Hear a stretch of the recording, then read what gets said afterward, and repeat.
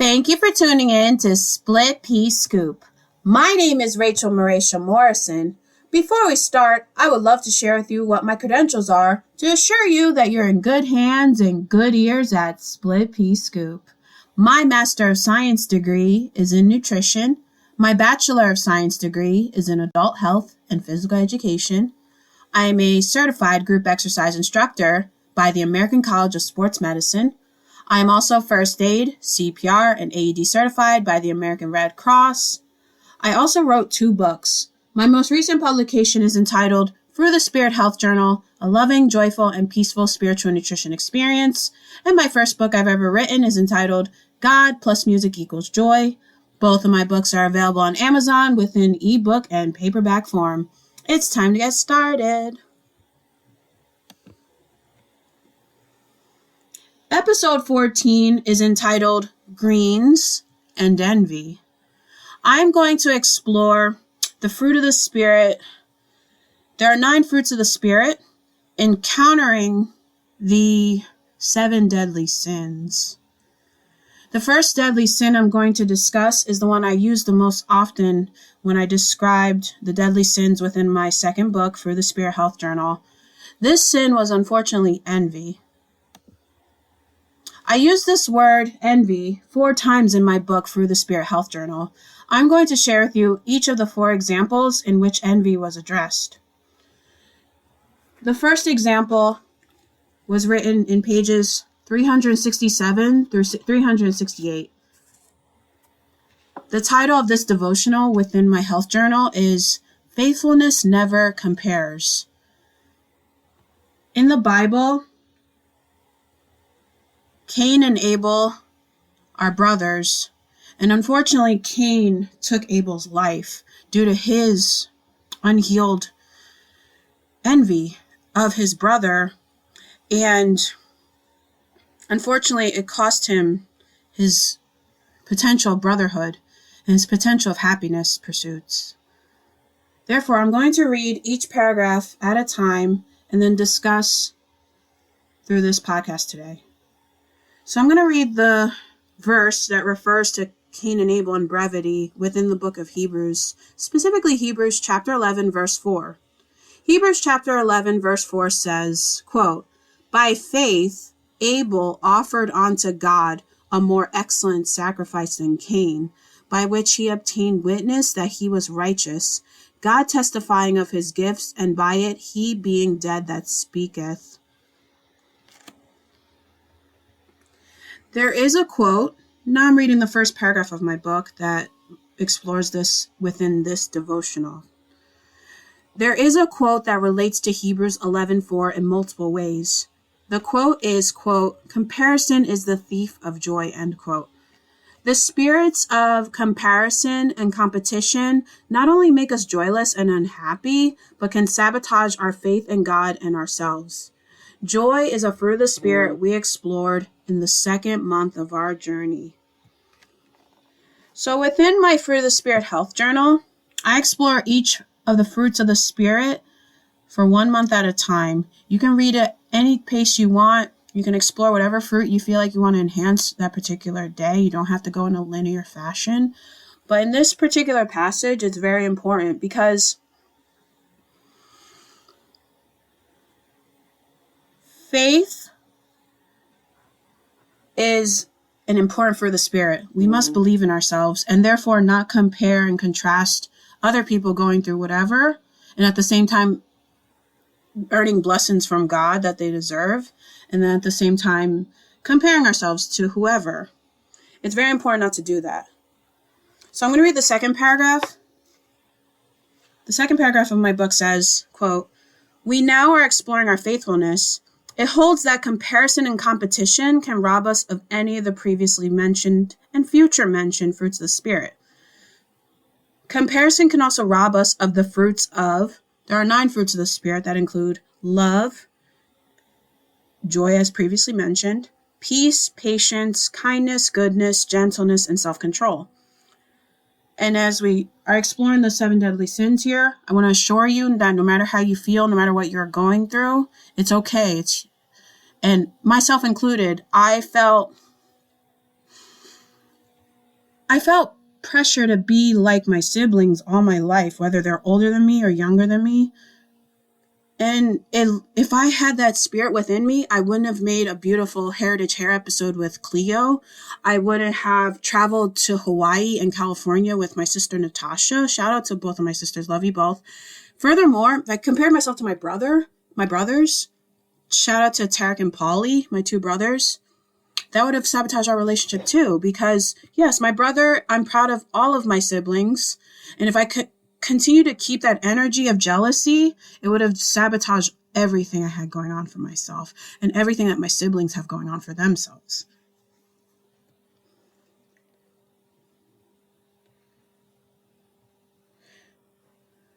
So yeah, there are 9 fruits of the Spirit for a reason and less 7 deadly sins, because it's okay to use the 9 fruits of the Spirit in order to completely erase any potential of the deadly sins. Both of my brothers are homeowners, and I am not, but I'm proud of both of them because they both have wonderful significant others. Shout out to Melissa and Louisa as well, that I felt pressure to build a rapport with, even though I genuinely want them.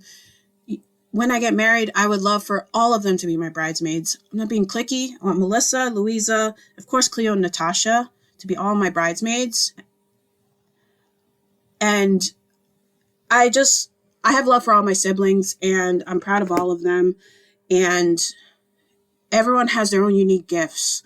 I may not have hairstyled like Cleo. I may not be, in high school, I wasn't the valedictorian like my sister Natasha, but I am proud of myself from where I am. I am a creative person. I love to write. I love nutrition, as you all know. That's my master's is in that. And then I explored the spirituality of all of it when I wrote this book during grad school. And I hope everyone listening will get something out of it and will enjoy it.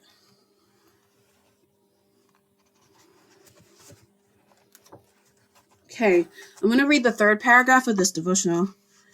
The 3rd paragraph says, "The story of Abel and Cain is a biblical application to these principles. Cain's wrath and envy of brother Abel's sacrifice to God cost him his soul and brotherhood. Cain killed his brother due to his wrath and envy. Although this is an extreme example, this applies to our lifestyle journeys and destinies overall."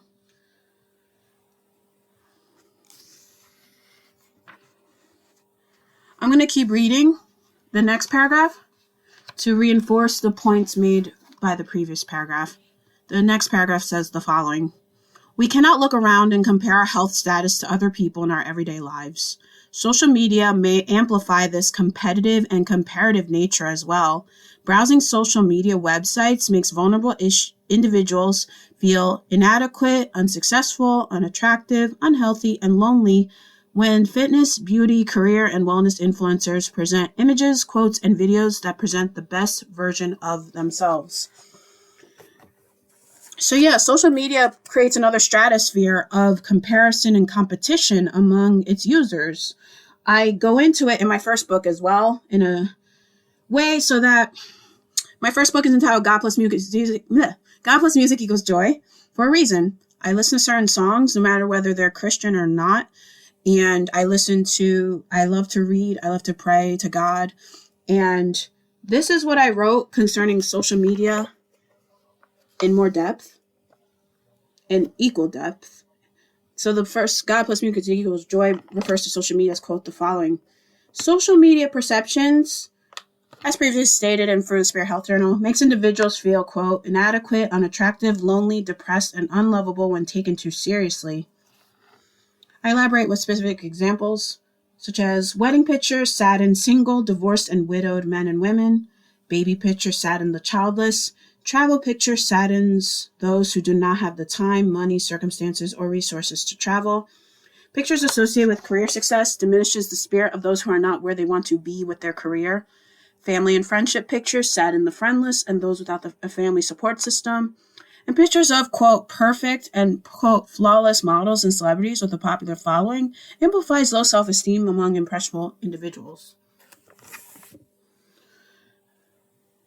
This was an important quote to refer to as well.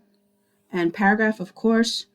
There are specific examples throughout my life when I was either single or or a relationship didn't work out, or with someone, and it may stir up jealousy on both ends. Say that when I was single, other relationships, I'm happy for them, the ones in my direct social and family circles.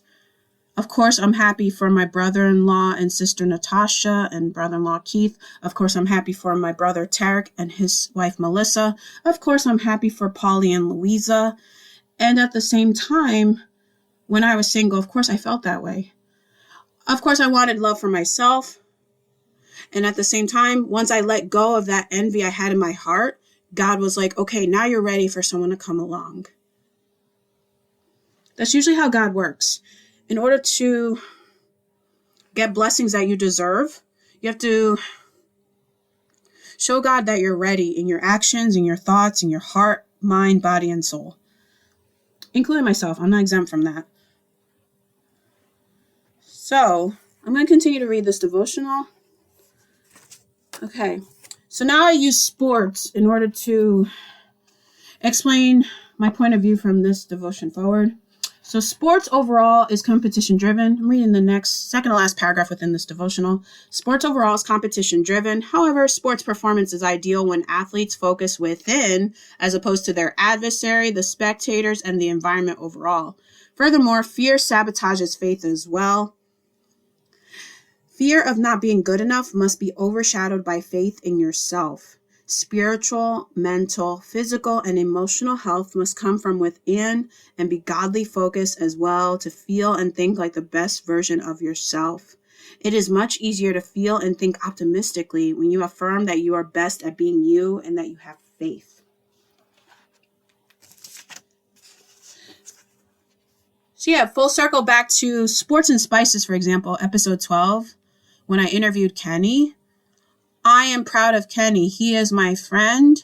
He is a wonderful podcaster. And I felt pressure to interview established athletes and established people on my podcast. And I already have. I interviewed my sister and Kenny. Those were two of interviews that I felt so proud of myself for because they're two people I look up to and that I'm so proud of. They are younger and accomplished so much in life. Cleo has her own hairstyling business, and Kenny has a wonderful podcast. I highly encourage you to listen to it if you're a sports fan like myself. So yeah, this paragraph reinforces that even sports are driven, of course, by competition, depending on the nature of the sport, but usually fundamentally it is. So that comparison, competitive energy comes into play when it comes to health and when it comes to sports performance and all of that. For example, me, I was on the track team in high school as well as the tennis team. And yeah, I would sometimes feel pressure to be like my teammates and make my younger sister proud of me when she entered the track and field team. Shout out to Cleo. She was the best, literally number one in track and field of all time in the state of New Jersey. Fastest high school girl, one of the fastest, if not the fastest of all time. So proud of her.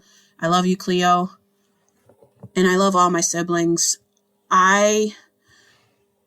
So my siblings that were younger than me, Polly is a homeowner madly in love with Louisa. And then Cleo is an established entrepreneur who accomplished so much through her business and through track and field of New Jersey. And I'm just so, like I said before, I'm extremely proud of my siblings, but I never let my jealousy of them get in the way of that or foundational envy. And I made sure of that. I made sure I was a supportive sibling in every venture that they pursued. And Tarek and Natasha are older than me. And I sometimes was like, I'm not as athletic as Tarek is. He's a football star, basketball star.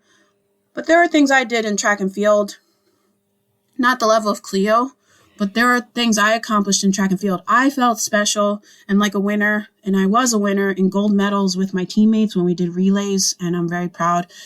And I'm so proud of all my teammates I had in high school. They're super smart, athletic, talented, really cool people. And we all grew up. And now we're like over 20 years later after high school's over. And I'm proud of all of my teammates. And shout out to all my teammates from track and field.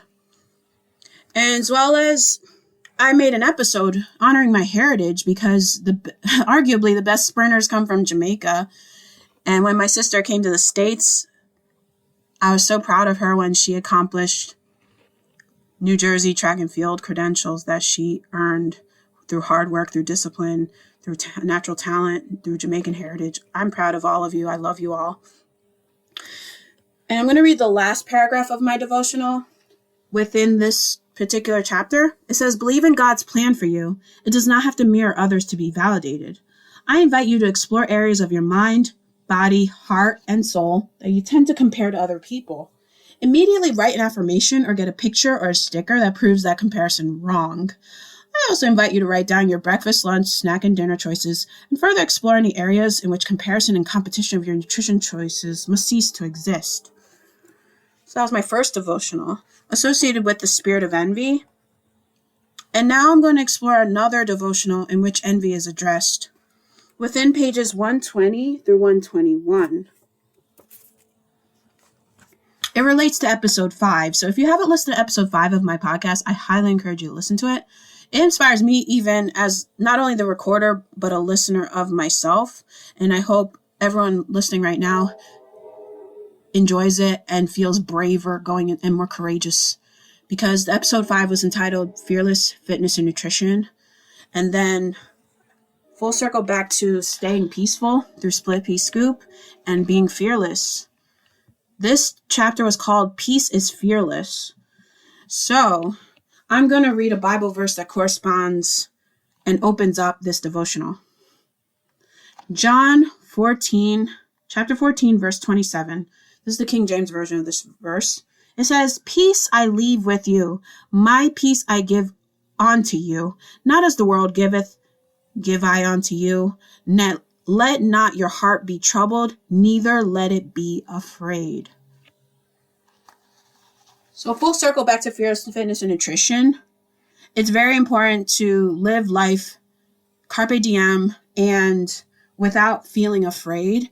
And it's okay. It's a normal emotion that protects, but at the same time, it can overshadow anything that God may have for you.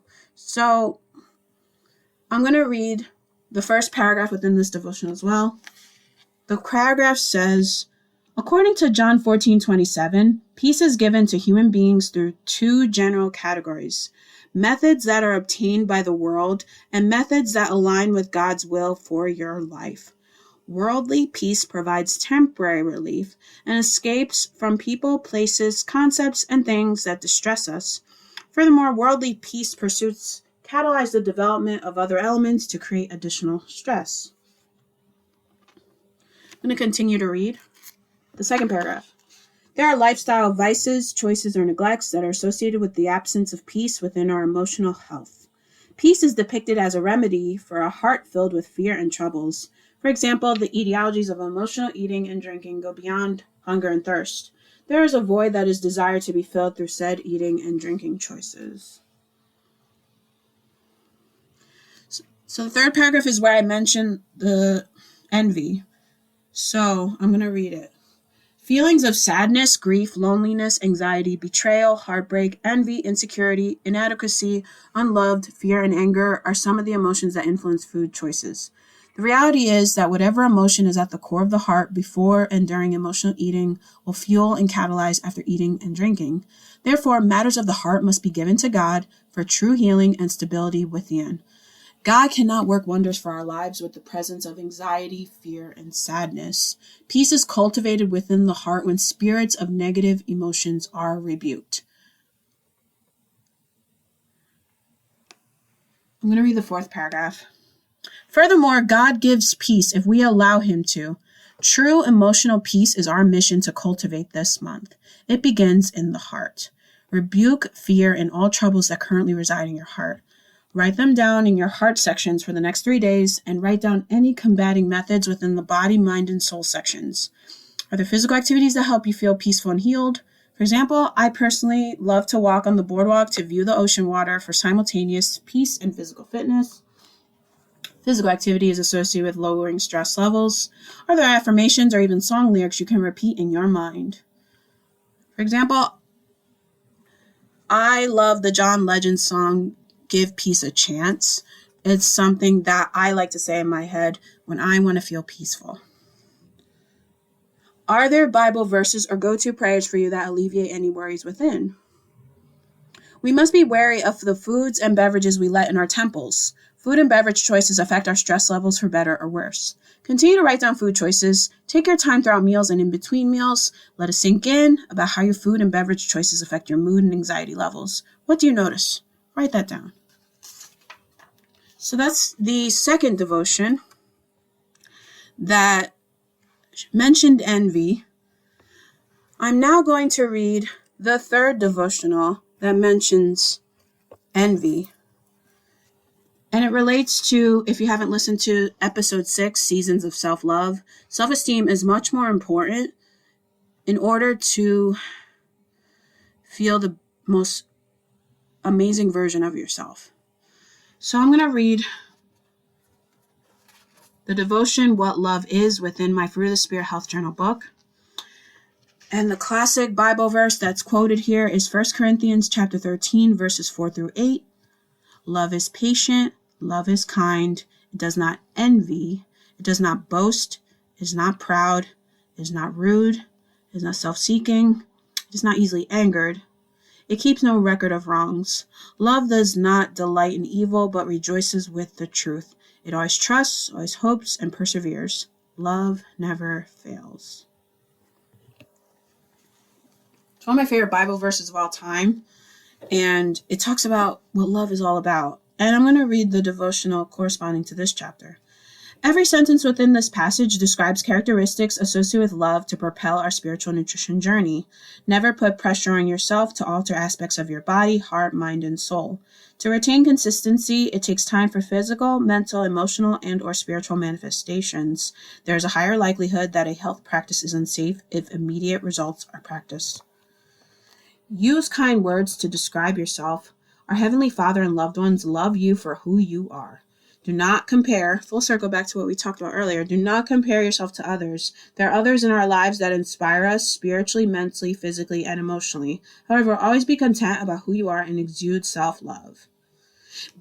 Next paragraph. Be forgiving of yourself through your journey. Emphasize favorable health decisions instead of punishing yourself over decisions that increase pessimistic thoughts, emotions, actions, and spirits.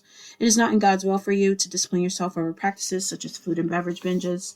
A higher emphasis on the positive makes it easier to continue these benevolent decisions.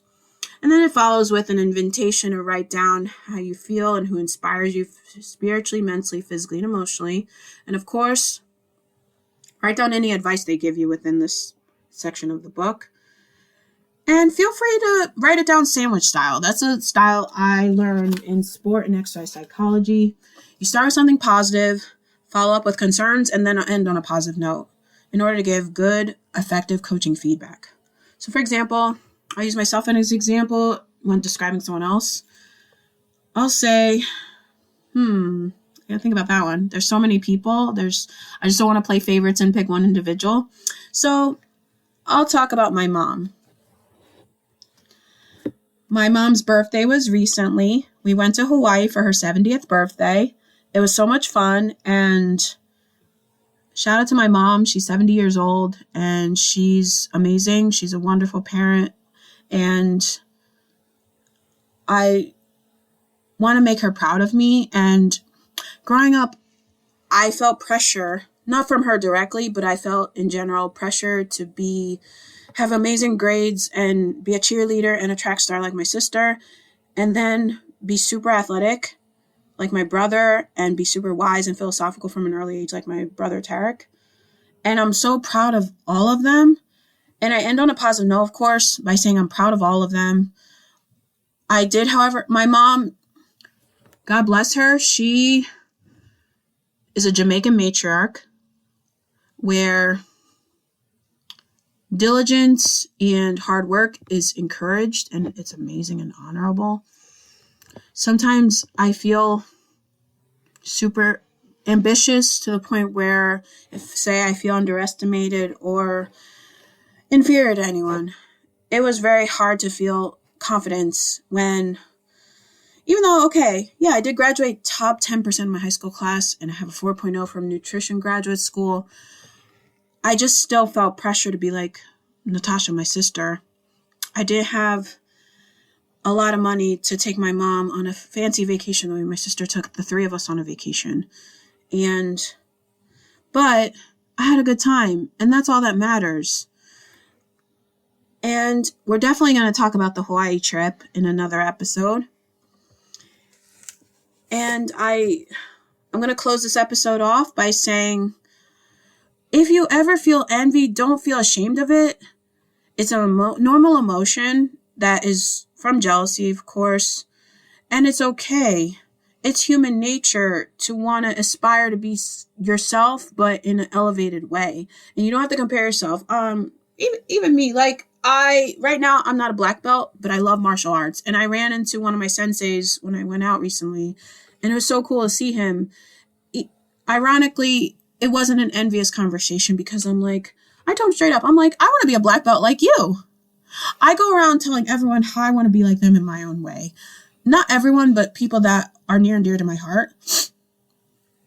And yes, Sensei Jason, he is super diligent, multi-degree black belt. He inspired me in my martial arts journey to evolve and to just embrace martial arts and just loving it and pursuing it. And yeah, ironically, the next belt of mine is green belt. So full circle back to greens and envy. They say the color of envy is green, but ironically, I'll use a nutrition note where chlorophyll is the pigment that provides greenness to vegetables to make it a nutritious type of episode. It is nutritious spiritually, but it's going to be physically, mentally, and emotionally spiritual. And yeah, so I never felt envy from my own sensei because he was elevating me as a martial artist and me as a woman by saying to evolve and to not hold on to the past and to not hold on to any feelings that may or may not affect my perception of martial arts. And he's super wise, a great mentor. Shout out to Sensei Jason, Tiger Showmans. You guys rock, and I can't wait to come back in the future. So yeah, I hope I didn't ramble too much. I love this episode. Tune in next time. We're going to explore each of the 7 deadly sins, but in an optimistic way to counter with the 9 fruits of the Spirit. Thanks for tuning in, everyone. Stay peaceful.